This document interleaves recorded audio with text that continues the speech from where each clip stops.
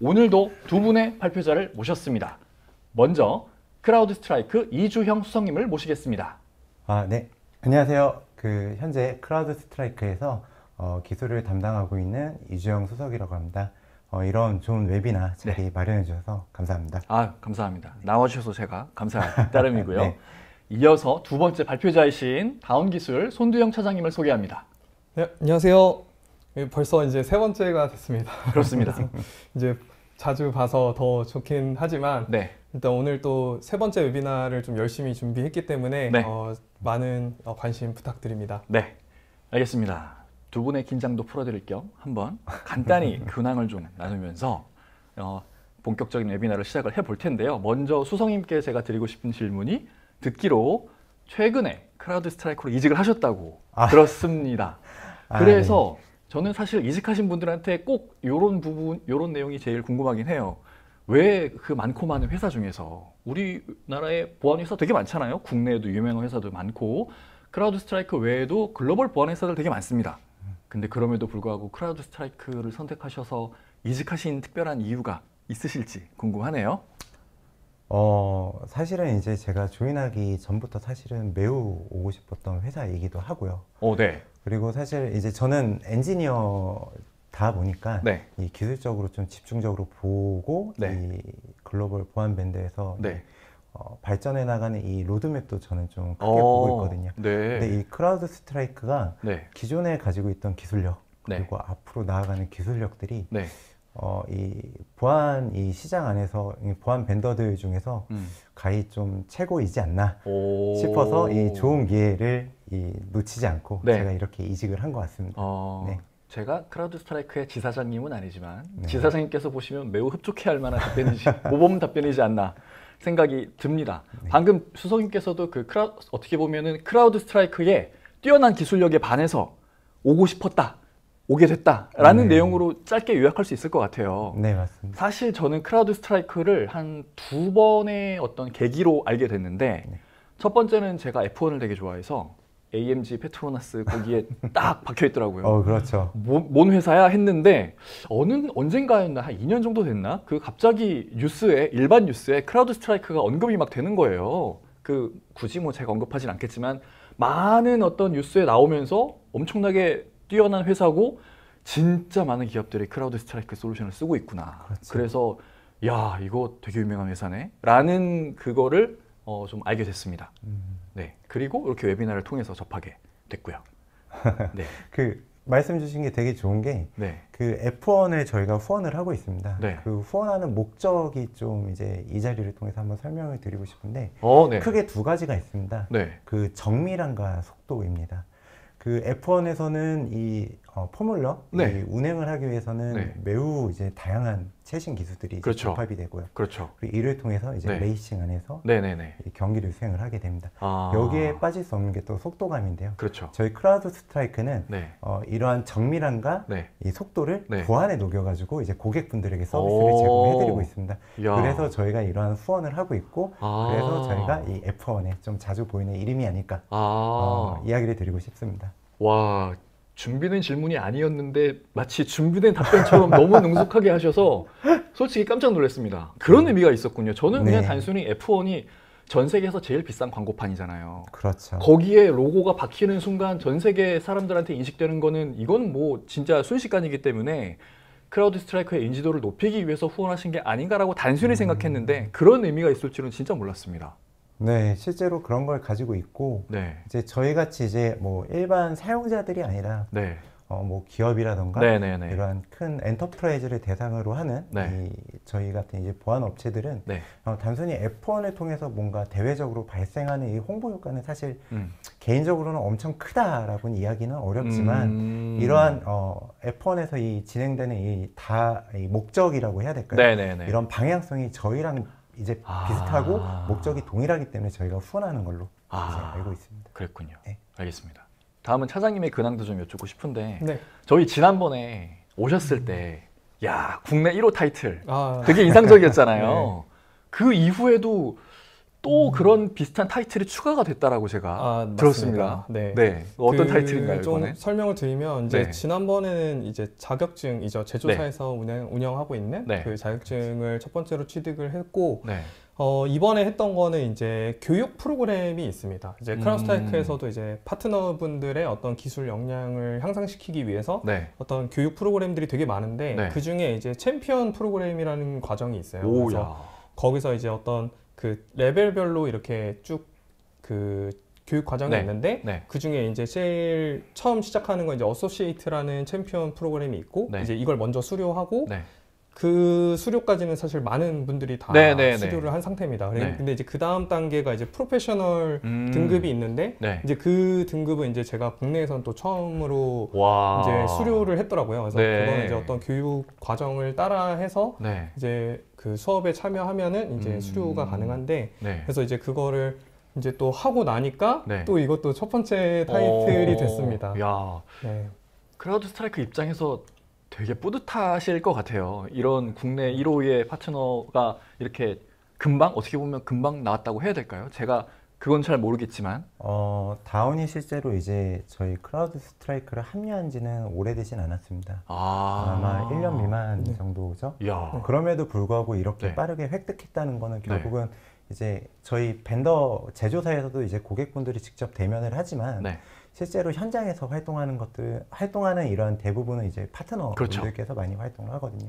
이런 것들을 잘 해주셔가지고 실제로 저희 이 크라우드 스트라이크에서 제공하는 이 가치와 이런 서비스들을 이런 파트너들을 통해서 좀 더 정확하고 좋은 내용들을 제공해드리는 기회지 않나 싶습니다. 네, 지금 방금 파트너로 합류하신 지 얼마 되지 않았다라는 말씀을 해주셨는데 그럼에도 불구하고 국내 1호 타이틀을 2개나 지금 가져가셨으니까 맞습니다. 그만큼 역량이 출중하다라고 해도 크게 뭐 이상하지 않을 것 같아요.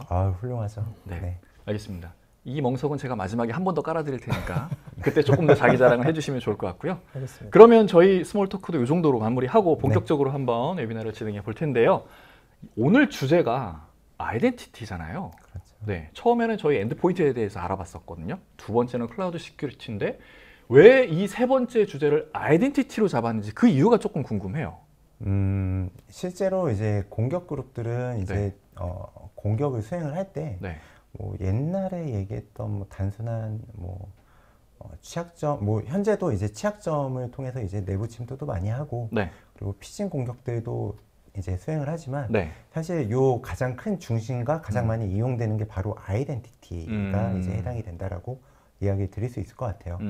그리고 이러한 아이덴티티를 통해 가지고 다수의 공격 그룹들이 외부라던가 내부에 대해서 가리지 않고 전반적으로 공격을 수행을 하기 때문에 저희가 이러한 아이덴티티 주제를 잡았습니다.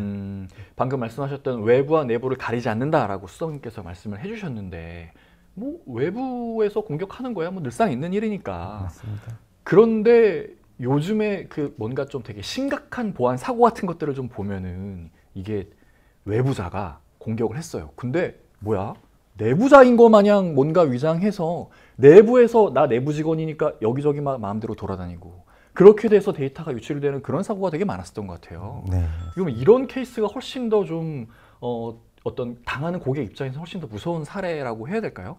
그래서 이런 사례가 훨씬 더 많아지고 있는 건가? 그러면 고객 입장에서는 방어하기 더 어려워질 것 같은데 뭐 요렇지 않나라는 생각이 드는데 어떻게 생각하시는지 궁금해요. 되게 좋은 질문이신 것 같아요. 사실 이제 뭐 외부에 대한 공격은 이미 너무 흔하고 이제 내부에 대한 공격이 이제 원래는 과거에서도 그 내부자와 소통을 해서 공격하는 사례들도 빈번히 있었지만 이제 실제로 공격 그룹들이 그 타겟팅하는 그 공격 회사로 위장 취업을 해서 하는 공격 방식도 실제로 발생이 되고 있습니다. 야, 그걸 어떻게 막아요? 위장 취업하는 걸? 와. 그렇죠. 이제 결국은 이러한 전반적인 이 공격 위협들에 대해서 이제 저희는 대응을 해야 되고 가시성도 확보를 해야 되고 그리고 이런 것들을 이제 차단해야 되고 되게 여러 가지에 대한 역할들을 해야 되는데요.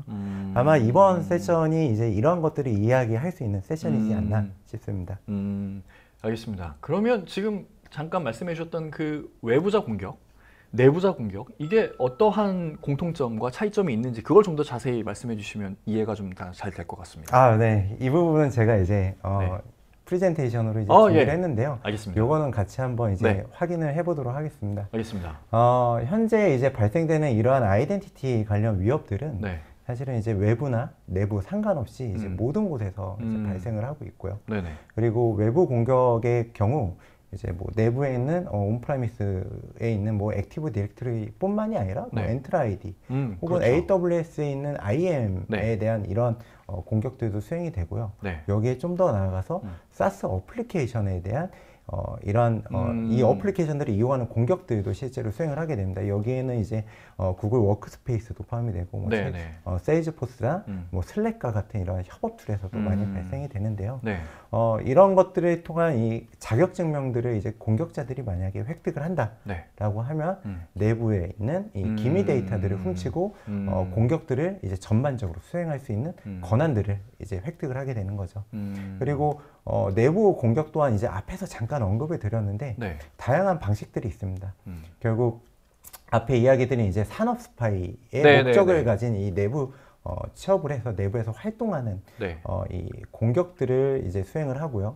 그리고 내부에서 이제 취업을 하면은 기본적으로 계정을 전달받잖아요. 그렇죠. 이 계정은 합법적인 계정이에요. 그렇죠. 그럼 이 계정을 통해서 내부에서 다양한 활동들을 하고 보안 제품들을 우회를 하고요. 그리고 최종적으로는 내부에 있는 기밀 데이터를 유출하는 이러한 활동들을 수행하는 이 형태도 발생이 되게 됩니다. 기존의 아이덴티티에 이 관련된 보안 솔루션들은 이러한 다양한 공격 벡터를 전반적으로 모두 보호하는 게 좀 어려움들이 있고요. 이거를 내부, 외부를 합쳐가지고 저희는 하이브리드라는 이 차세대 아이덴티티 보안에 대해서 위협할 수 있게끔 저희 제품은 설계되어 있습니다. 그리고 이런 것들을 통해서 방금 이야기 드린 전반적인 아이덴티티에 대한 공격의 위협을 보호할 수가 있게 되는 거죠. 실제로 이 외부나 내부에 대한 공격에 대해서 공격자들이 어떤 식으로 이제 수행이 되는지를 저희 그 인텔리전스에 기반한 이 경험을 통해서 한번 좀 설명을 드리도록 하겠습니다. 저희 크라우드 스트라이크는 이제 공격자들에 대해서 이제 고유한 이름을 제공해 드리고 있는데요. 왼쪽은 이제 코지베어라고 하는 러시아 연방에서 이제 활동을 하는 공격 그룹으로 이제 국가 기반의 지원을 받고 있는 그룹이고요. 오른쪽은 이제 페이머스 천리마라는 천리마 이름 좀 이제 좀 익숙하죠. 바로 이제 북한에서 이제 활동하고 있는 북한에서 국가 지원을 받고 있는 공격 그룹입니다. 이 공격자들도 앞에서 이야기드린 이 아이덴티티를 활용을 해서 이제 공격을 수행을 하는데요. 어떠한 공격들을 수행을 했고 저희 크라우드 스트라이크는 어떻게 방어했는지를 설명을 드릴 수 있을 것 같아요. 그리고 이 히트맵은 저희가 이제 오버워치 팀이라고 고객분들에게 이제 헌팅 서비스를 제공하는 이제 전문 이 팀인데요. 최근 이제 오버워치 팀에서 앞에 보여드린 이 공격자들이 실제 침입을 어떤 식으로 이제 수행을 했고 어떤 기법들을 이용을 했는지를 마이터텍 프레임워크 안에서 이제 TTP에 맞춰서 정리한 목록이고요. 이 여러 단계들에 대해서 이제 살펴보면 이제 뚜렷한 패턴들을 이제 발견하실 수가 있습니다. 이 중에 거의 대부분은 실제 내부에 존재하는 계정을 통해서 이제 시작이 되고요. 이러한 자격 증명들은 이제 공격자들이 피싱 공격을 통해서 자격 증명을 획득을 한다던가 아니면 외부에서 브루트 포스와 같은 이제 무차별 대입 공격을 통해서 이제 획득을 한다던가 아니면 다크웹이나 이제 딥웹 혹은 이제 뭐 포럼과 같이 이제 그 안에서 이 자격 판매가 되고 있는 자격 증명들을 통해서 이제 공격자들이 이 자격 증명들을 획득을 하게 되고요. 그리고 공격자들은 이렇게 그 확보된 이 자격 증명을 통해서 지속적으로 공격들을 수행을 하고 그리고 이 내부에 침투한 이후에 측면 이동과 같은 다양한 기법들을 이용을 해서 이 보안팀이 사전에 이제 구축해 놓은 그걸 지켜보고 있는 보안 제품들을 지속적으로 우회를 하게 됩니다. 이러한 방식들을 통해 가지고 이제 공격을 수행을 하는데 지금 제가 설명드린 이 거의 대부분의 공격이 마이터텍 프레임워크 안에서는 초기 단계에 포함이 되는 활동들이에요. 그러면은 이러한 침해들을 예방을 하려면은 결국은 이 초기 단계에서 차단하는 게 중요하고 이 중심에 있는 게 바로 아이덴티티 보안이라고 이야기를 드릴 수 있을 것 같습니다. 이 아이덴티티 보안을 이제 수행을 하시면 이 자격증명을 활용하는 이 전반적인 공격에 대해서 저희가 차단하고 예방을 할 수가 있고요.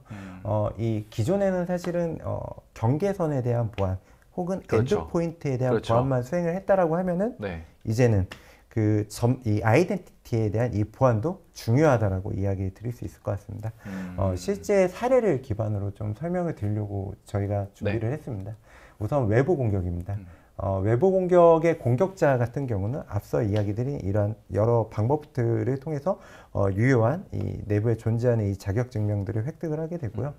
이 자격 증명을 통해서 VPN을 접근하게끔 내부 사용자를 사칭을 해서 이제 이 접근하게끔 이제 유도를 합니다. 네. 그리고 VPN을 통해서 이제 정상적인 로그인이 되면 이미 내부에 들어와서 그렇죠. 내부 환경 안에서 자유로운 활동을 이제 수행을 하게 되고요. 네. 그러면 공격자들이 내부로 들어왔을 때 가장 첫 번째로 이제 하는 활동이 어드민에 대한 권한 혹은 권한 획득 아니면은 이제 다른 이제 사용자들을 혹은 관리자 권한을 가진 사용자를 찾는 건데요. 이걸 하기 위해서 액티브 디렉토리 서버라던가 에다 시스템을 빠르게 파악하고 이쪽에 들어가서 이제 추가적인 자격 증명들을 이제 수집을 하게 됩니다. 네.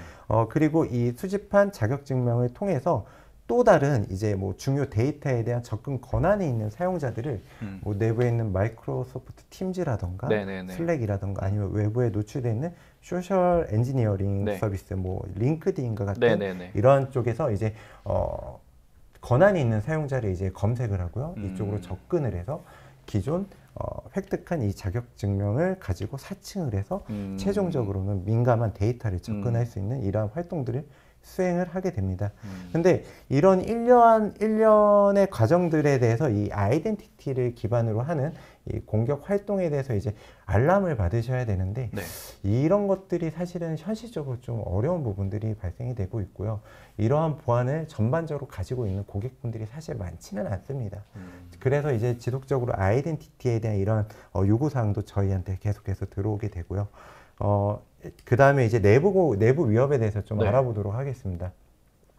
이 내부 위협은 이미 합법적인 계정을 가지고 내부에 들어와서 활동을 하는 거기 때문에 외부 위협보다 더 위험하다라고 이야기 드릴 수 있을 것 같아요. 더 위험하고 더 파괴적일 수가 있는 거죠. 앞서 예를 들은 것처럼 이제 공격자들은 이제 산업 스파이 활동과 같은 혹은 내부 데이터 유출을 하기 위해서 내부로 진입을 하고요. 그리고 이제 내부 이제 취업을 하게 되면은 이제 계정 정보를 이제 획득을 하게 되죠. 그리고 이 획득한 자격 증명을 가지고 내부에서 활동을 하게 되는데 이 획득한 자격 증명을 외부랑 지속적으로 통신을 할 수 있게끔 백도어 역할을 권한을 부여를 합니다. 근데 이 백도어라는 게 백도어 뭐 악성 뭐 머레어나 이런 프로그램을 통해서 활용하는 게 아니라 합법적인 뭐 팀뷰어라던가 아니면 뭐 애니디스크와 같은 RMM 도구를 통해서 이제 활용을 하고 있기 때문에 일반적인 보안 제품들이나 일반적인 모니터링에서 이런 것들을 확인할 수가 없는 거죠. 이렇게 탐지를 회피를 하고 이런 합법적인 도구를 사용할 수 있는 가장 큰 이유는 내부에 들어서 내부의 전반적인 시스템과 환경 상태를 이미 파악을 했기 때문입니다. 왜냐면은 내가 자산의 부여를 받고 계정을 받으면 실제로 내 컴퓨터에 어떤 보안 프로그램이 깔렸는지를 확인할 수가 있죠. 그렇죠. 물론 이제 뭐 보안팀에서 공개하지 않는 이런 것들도 있지만은 대부분 호스트 보안에 대해서는 기본적으로 다 파악이 됩니다. 그러면 여기서부터 하나씩 나아가는 겁니다. 그리고 이렇게 이제 전반적인 파악과 이 활동들이 수행이 된다라고 하면 이미 게임은 끝났다라고 이야기를 드릴 수 있을 것 같아요. 외부보다 더 빠르고 긴밀하게 내부의 기밀 자료나 중요 자료는 이미 외부로 나가 있다. 그리고 이런 것들이 다크웹에서 판매가 되고 있다라고 이야기를 드릴 수 있을 것 같아요. 이게 지금 일단 수성님의 설명을 쭉 들고서 제가 들은 느낌이 되게 뭔가 상황이 암울하다라는 생각이 일단 들었어요.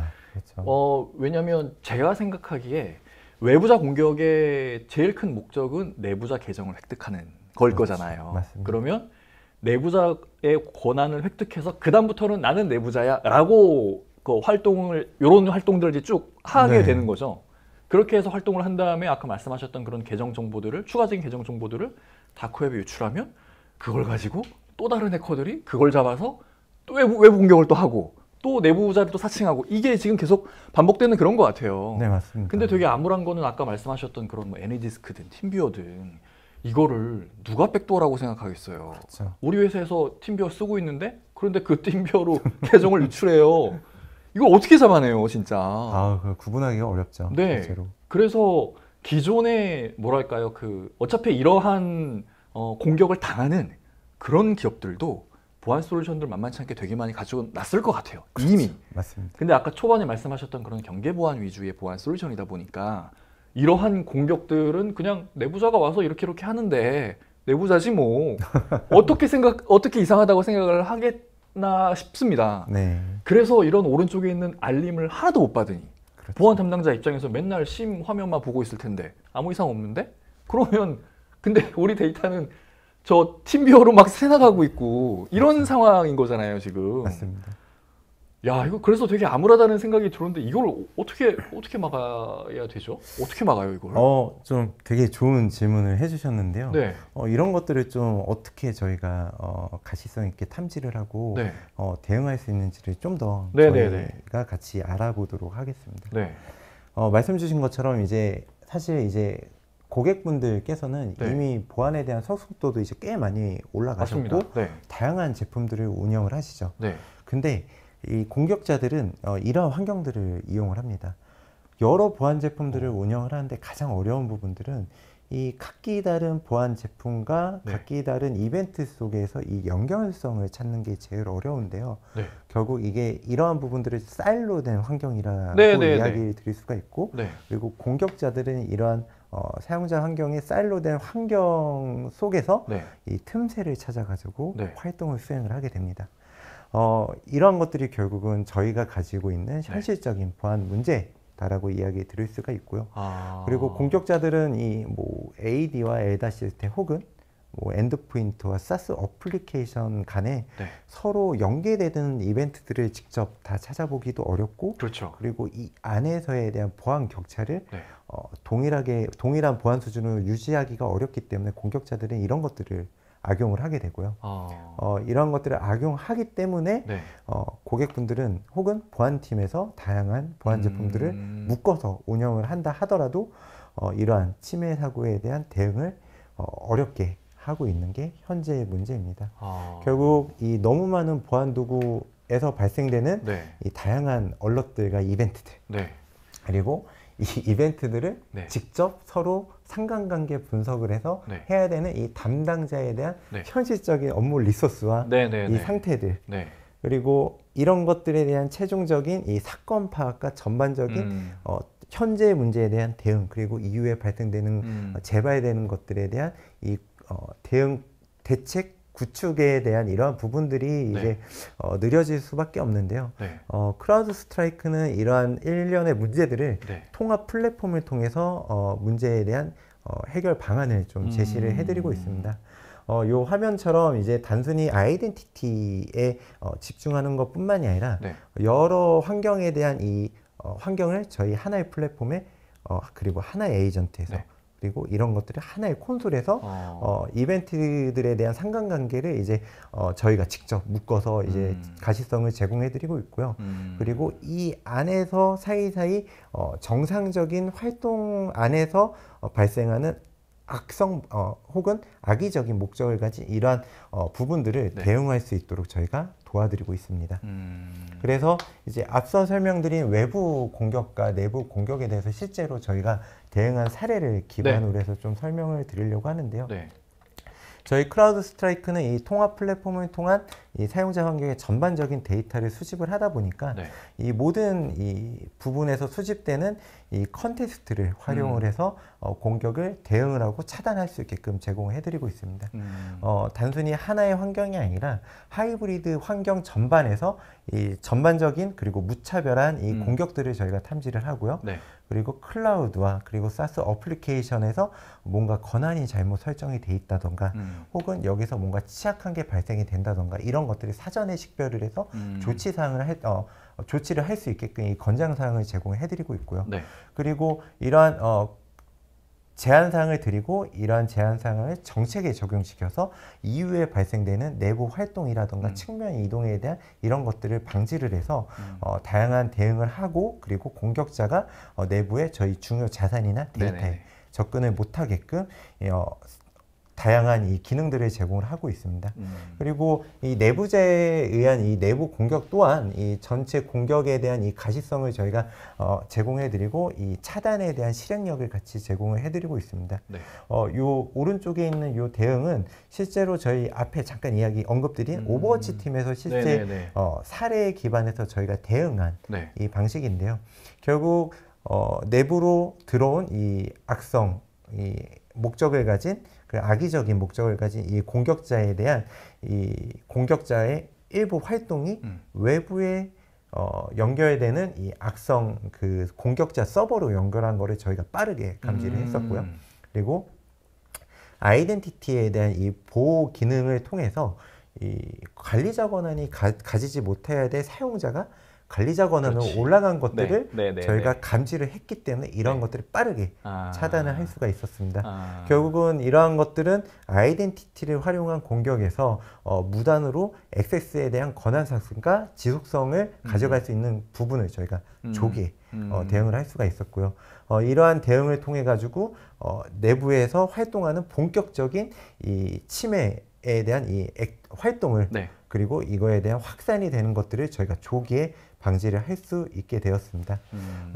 결국은 이 크라우드 스트라이크는 아이덴티티에 대한 이 위협으로부터 아이덴티티뿐만이 아니라 엔드포인트, 클라우드 환경과 데이터 흐름까지 저희가 이 하나의 플랫폼 안에서 포괄적인 보호를 제공해드리고 있고요. 여기에 저희 크라우드 스트라이크만의 그리고 글로벌에서 리더로 평가받고 있는 위협 인텔리전스를 통합을 하고요. 그리고 저희가 자체적으로 제공해드리는 차세대 SIM을 통해 가지고 모든 정보들을 수집을 하고 검색을 할 수 있게끔 그리고 여기에 상관관계 분석을 기본적으로 저희가 제공을 해드리고 있습니다. 결국은 이런 것들을 통해서 하이브리드에 대한 전반적인 보안을 이제 하실 수가 있으시고 그리고 온프라미스에 대한 환경, 클라우드에 대한 환경에 대한 이런 전반적인 공격에 대한 활동 범위도 저희가 확인하고 차단하고 대응할 수 있게끔 제공할 수가 있고요. 좀 여기에서 사실 이 전반적인 부분보다는 오늘 세션에 맞춰가지고 아이덴티티에 좀 더 맞춘다라고 하면은 팸에 대한 기능들도 저희가 접목을 시켜가지고 최소한의 이 접근 권한과 접근 시간을 저희가 적용시킬 수가 있습니다. 결국 이 부분은 제로 트러스트에 부합한 최소한의 권한과 최소한의 역할을 이제 부여받을 수 있게끔 저희가 컨트롤도 같이 제어 방식을 제공을 하고 있고 이를 통해 결국 사용자가 내가 해야 될 혹은 내가 부여받지 않는 이 업무 수행에 대한 범주를 벗어나지 않게끔 그리고 필요한 작업에만 접근이 될 수 있게끔 저희가 이제 제어를 할 수 있게 되는 거죠. 이 모든 것들에 대해서도 단순히 제어와 정책에 대한 운영뿐만이 아니라 지속적인 모니터링을 하고 대응 방법을 제공을 해드리고 있기 때문에 아이덴티티에서 뭔가 활동할 수 있는 공격에 대한 표면들을 하나하나 점차 줄여나갈 수가 있습니다. 그리고 사실 이런 것들을 저도 엔지니어지만 아무리 좋은 제품이나 아무리 좋은 기술을 가지고 있더라도 이런 것들을 잘 운영을 못한다라고 하면은 좀 그렇죠. 아쉬운 부분들도 있거든요. 이런 것들은 저희가 이제 저희 크라우드 스트라이크의 전문 매니지드 서비스 팀, 뭐 MDR이라고 하고 있는 이 뭐 탐지와 대응에 대한 서비스 팀 혹은 오버워치 팀을 통해서 헌팅을 할 수 있는 서비스도 이 플랫폼 안에서 같이 제공해드리고 있기 때문에 이 아이덴티티 기반에 대한 뭔가 공격의 대응을 혹은 플랫폼을 만들고 싶다라고 하면은 이 다양한 기능과 선택에 대한 옵션들을 저희가 제공해드림으로써 다양한 우리 환경에 맞는 이 아이덴티티 보안 운영을 하실 수가 있으시게 됩니다. 네, 알겠습니다. 수성님의 설명을 간단히 좀 제가 이해한 바로 요약을 한번 해보고 싶은데 아이덴티티는 공격의 첫 관문으로 이해하면 될 것 같아요. 모든 공격은 아이덴티티로 출발한다라고 이해를 하면 될 것 같아요. 네, 맞습니다. 근데 그렇게 공격이 들어왔을 때 기존의 보안 환경은 경계 보안 중심으로 갖춰놨기 때문에 다양한 보안 솔루션들이 각각의 포인트별로 있고 그 각각의 보안 솔루션의 기능들이 많고 수준이 아무리 높다 한들 아까 말씀하셨던 사일로가 생길 수밖에 없는 구조라서 얘가 탐지해낸 거랑 얘가 탐지해낸 거랑 같이 묶어서 분석을 해야 지금 이게 위협 상황이다 아니다를 판단할 수 있는 건데 기존에는 그게 잘 안 된다라는 거인 거잖아요 지금. 기존의 환경에서는 물론 그게 잘 되는 것도 있겠지만 전통적인 보안 환경에서는 그런 것들이 잘 안 되기 때문에 그런 상관 분석이 안 돼서 위험인지를 모르니 그러니 가만 냅두는 거가 아닌가라는 생각이 듭니다. 그래서 그렇게 가만 냅두니까 와서 마음껏 활동하는 거고 그럼 뭐 그 경계보안 위주의 그런 솔루션들은 이렇게 마음껏 활동하는 게 내부자야 오케이 문제 없어 라고 인식하기 때문에 더 못 잡아내는 거고 결국엔 그거네요. 그러면 아이덴티티는 공격의 표면이고 그 아이덴티티를 막아내려면은 포인트별로 막는 게 아니라 일단은 들어온 건 어떻게 할 수가 없는 거고 들어온 다음에 뭔가의 이상한 행위를 했을 때 그거를 상관 분석을 통해서 잡아낼 수 있는 역량이 필요한데 그게 좀 지금까지는 조금 부족했다? 라고 봐야 될까? 한 가지 제가 더 이야기를 드리면은 그 이제 좀 아이덴티티를 얘기할 때 제가 가장 이야기를 많이 하는 게 IP랑 좀 비교를 하게 됩니다. 왜냐면은 기존에 이제 과거의 보안 이 운영을 하시는 고객분들은 보통은 호스트와 IP 기준으로 많이 이제 탐지를 수행을 하고 대응을 많이 하셨는데 그렇죠. 사실 이거를 좀 다르게 생각을 하면은 이 호스트에서 그리고 이 호스트가 이동돼서 자산으로 접근하는 게 아이덴티티입니다. 그러니까 경계뿐만이 아니라 내부에서 활동하는 것들에 대한 이 액티비티의 중심이 바로 아이덴티티가 있는 거죠. IP 주소는 이상 없는 IP인 거예요. 고정이 되어 있는 거고.